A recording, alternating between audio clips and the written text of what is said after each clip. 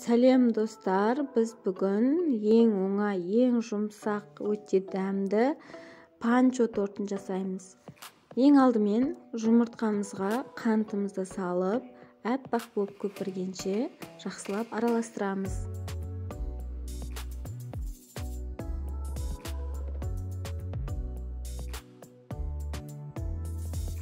Содан соң сүтімізді, сұйық майымызды құйып тағы да жақсылап араластырамыз.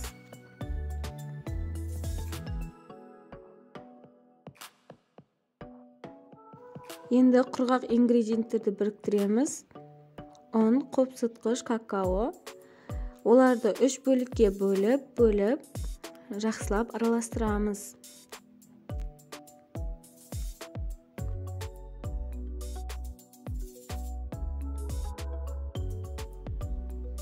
Біздің массамыз дайын болды. Енді табамызға пергамент қағазын төсеп, 180 градуста 20-30 минут пісіріп аламыз.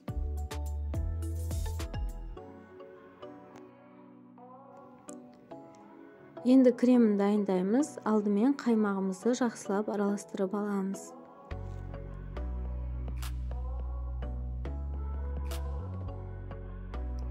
Содан соң қант ұнтағын қосып, тағы да жақсылап араластырамыз.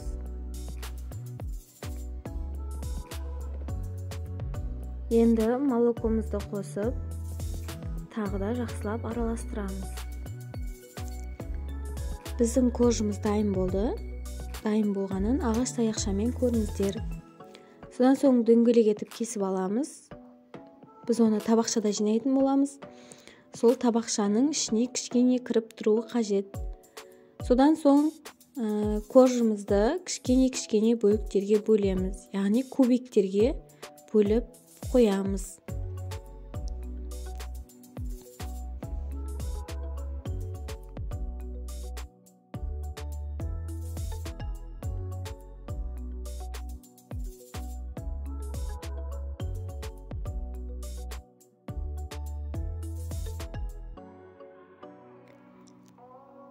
Мен де осы табақшаның көлемінде қылдым жаңағы дөңгелекті.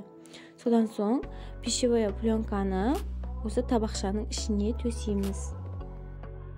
Енді кремімізге корждарымызды араластырып, табақшамызға саламыз. Көп араластырмаңыздар, крем жетпей қалуы мүмкін. Ең соңында дөңгелегімізді бетіне қойып, бетін жауып, салқын жерге 2-3 сағат қойып қоямыз. Біздің тортымыз дайын. Салқын жерде тұрды. Енді табақшамыздан шығарып, бетін әрлесеңіздер болады.